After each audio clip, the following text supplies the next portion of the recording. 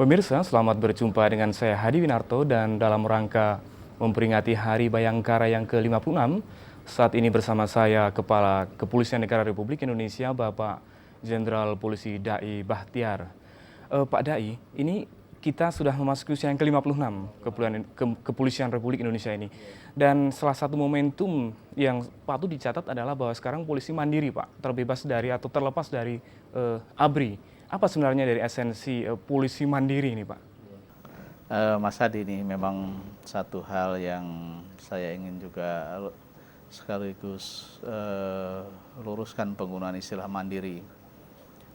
Mandiri tidak diartikan sebagai sesuatu yang memang kita tidak tergantung pada pihak lain ya. Karena mandiri itu menurut pemahaman kita bahwa tidak ada satupun institusi, tidak ada satu badan yang sama sekali tidak terlepas dari keterkaitannya dengan yang lain. Pemahaman kita memang mandiri sebagai satu memang sementara, di mana polisi waktu itu bersama-sama dengan ABRI atau TNI yang sekarang terpisah. Oleh karena itu pemahaman kami bahwa yang segala sesuatunya dulu kita menyatu dalam satu organisasi dengan ABRI, itu berarti banyak fungsi-fungsi yang tadinya mungkin dikerjakan oleh pihak lain, di mana tentu dalam wadah ABRI, di mana ada juga Departemen Hankam dan sebagainya, itu sepenuhnya akan dijalankan oleh kepolisian sendiri. Kemudian juga bahwa pertanggungan jawabnya itu sendiri juga, di mana kepala kepolisian tidak lagi kepada Panglima ABRI waktu itu atau salah satu menteri, tetapi justru langsung kepada Presiden. Dan juga pertanggungjawabnya juga mendapat persetujuan kepada DPR. Nah, ini semua membuat tentu organisasi kepolisian, paradigma kepolisian harus memahami benar bahwa semakin berat, semakin kompleks tugas-tugas yang dihadapi oleh kepolisian gitu. Sebenarnya implikasi yang lebih khusus pada Bahtiar, ini kan terkait dengan bagaimana menciptakan ke depan Polri yang hidup di suatu situasi yang demokratis dan begitu peka terhadap isu-isu hak asasi manusia. Apakah ini juga berpengaruh dalam katakan kurikulum pendidikan terhadap perwira-perwira Polri? Ya, pendapat Anda sangat benar sekali bahwa itu sebagian dari tantangan yang kita hadapi, di mana tentunya di samping tadi masyarakat yang semakin demokratis, kemudian juga hak asasi manusia semakin menonjol, supremasi hukum kita sepakati, kita junjung tinggi, kemudian juga transparansi, globalisasi, dan akuntabilitas satu badan, satu institusi. Ini semua adalah tantangan-tantangan yang dihadapi oleh jajaran kepolisian. Oleh karena itu tentu di samping pada peningkatan sumber daya manusia, juga ada penataan-penataan sistem-sistem dan organisasi. Berbicara pada sumber daya manusia tentu tidak lepas bagaimana kita menata kembali kurikulum-kurikulum yang ada sesuai dengan tantangan yang saya sebutkan tadi. Nah, kita melihat memang bahwa kurikulum yang ada ini tentu memenuhi standar, di mana tuntutan-tuntutan itu harus dapat terjawab oleh jajaran kepolisian. Saya melihat misalnya kurikulum pada tingkatan Bintara. Ini Bintara ini sangat penting. Sekarang kita Bintara hanya dengan 11 bulan sudah menjadi Bintara. Ini satu waktu yang sangat relatif pendek. Apabila kita bandingkan dengan kepolisian di luar, maka masalah pendidikan ini cukup lama waktunya dan lama pula prakteknya. Kemudian juga di bidang pendidikan perwira, seperti misalnya Akademi Kepolisian dengan PTIK. Sementara ini sering sekali PTIK dengan ini agak terpisah dengan Akpol nih. Saya menginginkan dan kita semua sepakati di jajaran kepolisian bahwa seorang perwira ini, kalau kita ibaratkan sama dengan derajatnya dengan kesarjanaan, maka sebenarnya perwira pertama ini harus berlevel S1. Oleh karena itu maka Akpol dengan PTK ini harus menyatu. Jadi semua yang lulusan Akpol ke depan kita ingin juga dia harus bisa menyelesaikan S1-nya di PTK. Nah, sementara ini yang terjadi misalnya Akpol lulus 300, PTK cuma terima 100 sampai 150. Maka ada 150 yang tidak tertampung. Nah, mereka akan terpisah di tempat lain. maka sebenarnya kita ingin menciptakan manusia-manusia yang lebih maju, lebih pintar lagi, kan terhalangi oleh itu. Dan konsep kami selalu mengatakan bahwa sekolah ini adalah untuk meningkatkan kualitas. Dia gambarannya untuk membuat pinter anggota polisi lah. Tidak semata-mata sekolah itu di dalam polisi hanya mengejar jabatan. Salah satu isu besar ketika Polri sudah mandiri adalah soal budgeting, Pak, soal anggaran. Dan satu kenyataan bahwa selama ini untuk mendukung operasi yang bagus dan tegaknya hukum tentu diperlukan suatu anggaran yang mendukung. Mungkin bisa dijelaskan Bapak Kapolri, sebenarnya profil anggaran pada saat Polri mandiri ini sudah tercapai itu akan seperti apa nanti itu? Saya tentu untuk menyampaikan terima kasih kepada pemerintah, termasuk juga anggota DPR yang selalu berusaha untuk meningkatkan budget anggaran yang diberikan kepada Polri ini. Setiap tahun memang ada peningkatan dari anggaran-anggaran dibandingkan masa-masa lalu. Jadi tentu sekali lagi saya rasa hormat dan bangga pada pemerintah sekaligus juga kepada anggota DPR yang menyetujui anggaran ini. Tetapi kalau menuju kepada satu yang ideal, kita menyadari memang masih belum. Contoh misalnya kita sudah memahami bahwa dalam sanggup proses penyidikan tidak bisa satu kasus dibatasi anggarannya. Karena ada kasus pembunuhan yang memerlukan biaya besar karena pelakunya lari, bahkan mungkin keluar negeri, harus kita selidiki, kita kejar. Ada satu kasus pembunuhan yang katakanlah menyerahkan diri atau juga mungkin tertangkap oleh petugas, tertangkap oleh masyarakat sehingga mudah menangkapnya, dan itu sama-sama pembunuhan tapi tidak memerlukan biaya, sehingga tidak bisa dibatasi satu pembunuhan sekian anggarannya, tapi setiap kasus berbeda anggarannya. Nah, ini belum dicapai ya. Gambaran kita memang dari kebutuhan yang mendasar dalam proses penyidikan ini, dari anggaran yang diberikan kira-kira kalau memang dipenuhi sekitar 20-30%. Nah, di tempat-tempat lain, di negara yang lain, memang kalau bicara penyidikan, biasanya anggaran itu ya seberapa besar dia keluarkan untuk kebutuhan penyidikan satu kasus, itu dipertanggungjawabkan. Nah, ini memang belum sepenuhnya, tapi saya yakin pemerintah dan anggota DPR menyadari itu semua. Karena kita dalam dengan DPR, rapat kerja ataupun konsultasi, kita selalu sampaikan itu. Pemahaman mereka tentang kepolisian sudah mulai. Kemudian juga sering kan melihat misalnya kendaraan patroli, berapa bensin yang diberikan. Ya kalau mengacu hanya untuk antar jemput anggota ya cukup 1 hari 1 liter. 7 liter. Tetapi kalau untuk kepentingan operasional, ya kalau mengelilingi kota ini tentu akan lain. Tidak lagi bisa biasa menggunakan istilah ransom, sekian jatahnya, tetapi kita berikan berapa butuhnya dia untuk menggunakan kendaraan ini dalam satu penugasan. Nah, ini yang tentunya sudah kita mulai sosialisasikan, semua kita jelaskan, dan alhamdulillah pengertian dari pihak pemerintah, otoritas anggaran ini juga sudah memahami kebutuhan itu.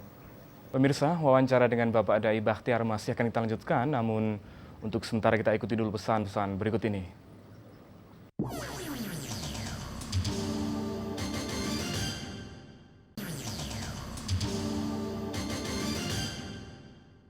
Pemirsa, wawancara dengan Bapak Dai Bakhtiar akan kita lanjutkan kembali. Pak Dai, ini kita melihat sekarang Polri berada di bawah Presiden langsung. Dan ini adalah salah satu upaya untuk membuat Polri semakin profesional dan tidak ada pengaruh-pengaruh politik dalam menjalankan tugasnya. Mungkin bisa dielaborasikan itu, Pak? Iya, memang salah satu tugas Polri adalah penegak hukum. Maka atasannya polisi adalah hukum. Oleh karena itu berada dimanapun, apalagi sekarang langsung di bawah Presiden, maka kita harus taat pada hukum. Kita semua menghormati supremasi hukum. Disitulah kuncinya sebenarnya. Oleh karena itu upaya-upaya penegak hukum yang dilakukan oleh Polri tetap harus didasarkan pada hukum, bukan oleh pada intervensi institusi atau orang-orang tertentu. Ini yang harus dipegang oleh kepolisian sendiri. Karena di bawah manapun kalau kepolisian tidak yakini benar bahwa tugasnya dia atas dasar kewenangan hukum, maka tetap akan ada pengaruh.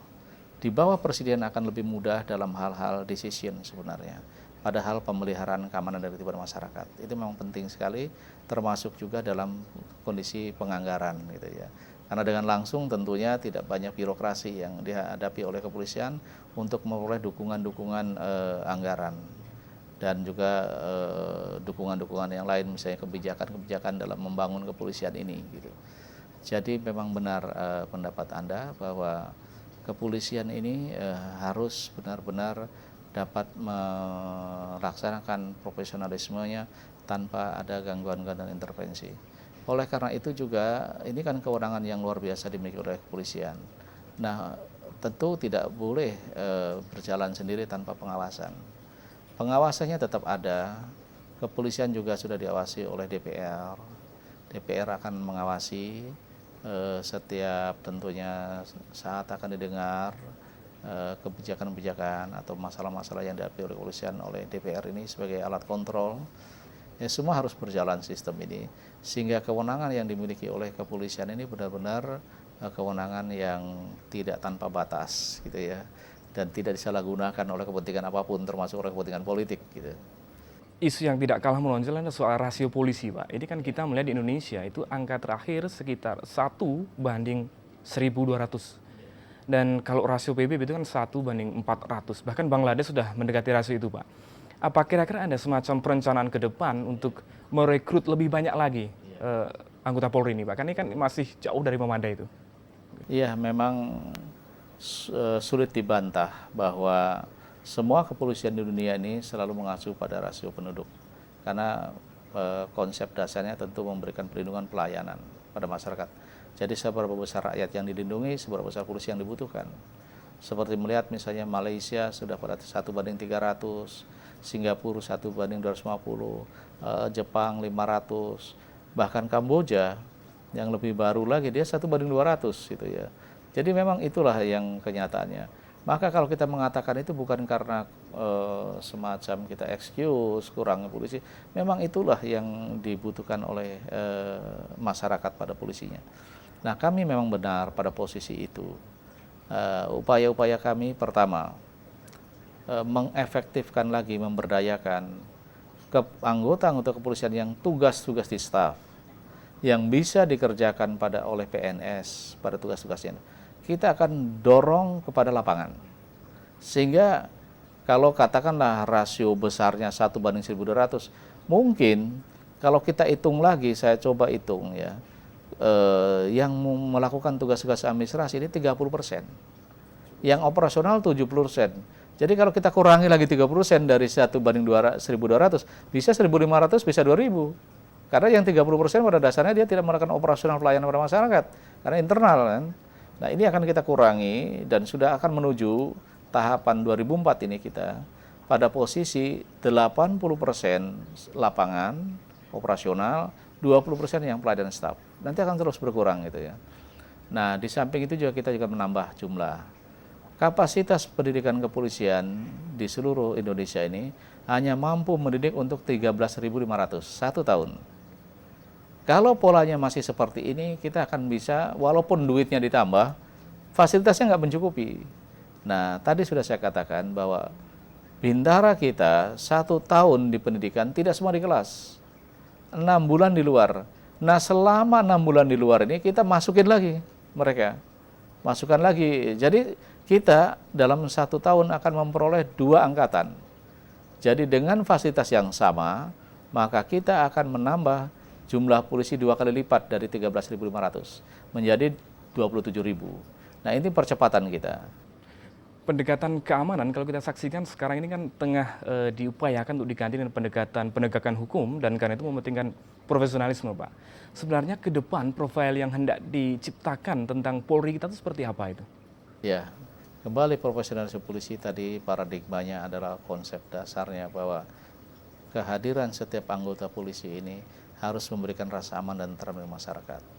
Kemudian sosoknya adalah sosok selalu tampilan pengayom, pelindung, dan pelayan masyarakat. Nah, kalau masyarakat merasa terayomi, merasa akan terlindungi dan terlayani oleh kepolisiannya, maka dia akan memberikan respect, maka dia akan merasakan saya membutuhkan polisi. Bukan sebaliknya.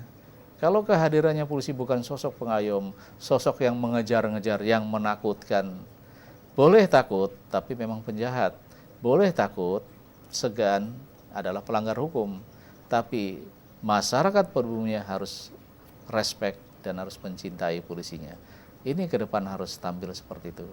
Nah, ini harus dibangun oleh mentalitas polisi yang baik. Profesionalisme juga harus didukung dengan mentalitas. Oleh itu ke depan sosok polisi yang ideal adalah polisi yang profesional, polisi yang tampilan sebagai pemain pelindung, dan polisi yang bermental baik. Baik, sekarang kalau soal attitude Pak, ini soal sikap, soal tingkah laku.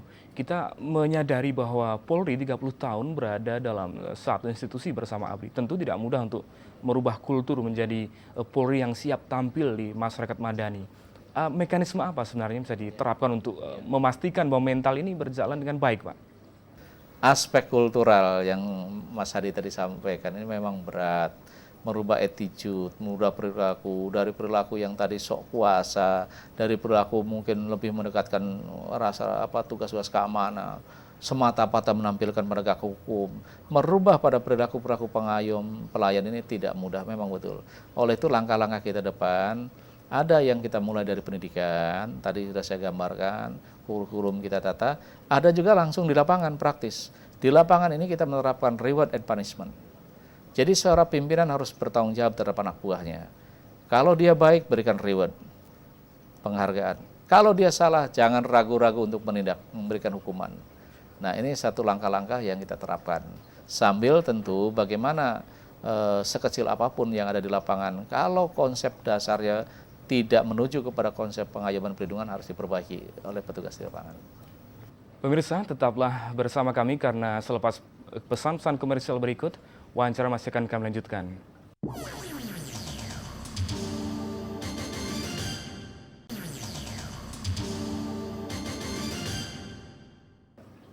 Terima kasih Anda masih tetap bersama kami dan wawancara dengan Bapak Dai Bahtiar akan kita segera lanjutkan.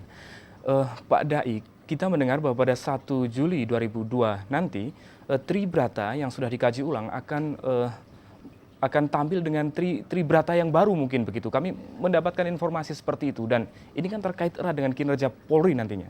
Jadi sebenarnya apa hasil kajian Tribrata ini nanti? Memang benar Mas, jadi melalui suatu tahapan pemikiran bahwa sesuatu yang kita ikrarkan, kita janjikan, kita ucapkan dalam berbagai acara-acara yang sakral, acara yang resmi gitu ya, bahwa ini satu tekad kita sebagai sosok seorang polisi itu. Polisi yang bagaimana? Polisi yang kita sampaikan dalam ucapan itu, dalam sumpah itu, dalam janji itu, yaitu Tribrata. Nah memang Tribrata ini adalah saya sangat menghargai dari pendahulu-pendahulu kami yang sudah menghasilkan satu Tribrata, satu kaul, satu rumusan yang menunjukkan jati diri seorang sosok Polri ini. Namun tentu kita perlu menghadapi satu tantangan dan zaman yang menurut pemikiran kita sekarang di jajaran kepolisian ini, ada satu hal yang kita inginkan bahwa apa yang dijanjikan itu betul-betul sesuatu yang memang dalam bahasa yang mudah dimengerti oleh setiap anggota Polri. Oleh karena itu kita tidak merubah sebenarnya, kita hanya memberikan pemaknaan baru terhadap Tribrata yang dihasilkan oleh pendahulu dengan satu bahasa Indonesia yang waktu yang lalu memang menggunakan bahasa-bahasa Sangsekerta atau Kawi gitu, di mana setelah diucapkan kemudian diterjemahkan. Nah kita ingin langsung saja pada bahasa Indonesia dan mengarah kepada makna yang mudah dihayati. Tujuannya kemana? Tujuannya bahwa substansi yang kita inginkan, dia seorang warga negara yang beriman, bertakwa kepada Tuhan Yang Maha Esa itu harus muncul. Dia seorang sosok pengayom, pelindung dalam menegakkan hukum, melahirkan timan, harus muncul di situ. Kemudian juga dia bagaimana harus melihat masyarakat ini yang dalam kehidupan yang lebih demokratis, masyarakat yang menjunjung tinggi supremasi hukum, masyarakat yang menghargai hak-hak asasi manusia. Ini harus cocok gitu, harus tampil di dalam ucapan-ucapan pada waktu mendatang. Kita ingin mendapatkan ketegasan Pak, apakah memang Tribrata ini diciptakan dalam rangka mendukung tegaknya peran-peran Polri dalam rangka menegakkan hukum terutama di tengah masyarakat madani dan isu-isu HAM yang semakin peka ini Pak? Ya itu, tadi saya katakan tantangan kita pada keterbukaan, tantangan kita pada menjunjung tinggi supremasi hukum, tantangan kita kepada menjunjung hak asasi manusia. Nah ini semua tantangan-tantangan yang harus kita jawab dalam perilaku kita sekarang. Jadi polisi tentunya kalau dulu misalnya katakanlah masyarakat tidak berani mengkritik, masyarakat takut. Sekarang masyarakat dengan bebas dia menyampaikan pendapatnya, bebas melakukan kritik-kritik kepada kita. Nah, ini siap nggak attitude kita, siap nggak mental kita untuk menerima kritik yang sepedas apapun. Oleh karena itu juga salah satu program kita dalam memperingati hari ulang tahun Bayangkara ke-56 ini saya sampaikan melalui Humas, cobalah lemparkan bahwa satu tema yang kita sampaikan pada masyarakat bahwa berilah kami kado sebuah kritikan. Nah, ini semua tentu dalam rangka membiasakan diri dalam masyarakat yang transparan gitu dan demokratis. Terima kasih Pak Dai Bakhtiar dan selamat merayakan Hari Bayangkara ke-56. Pemirsa, demikian wawancara kami dengan Bapak Dai Bakhtiar. Terima kasih atas perhatian Anda dan sampai jumpa.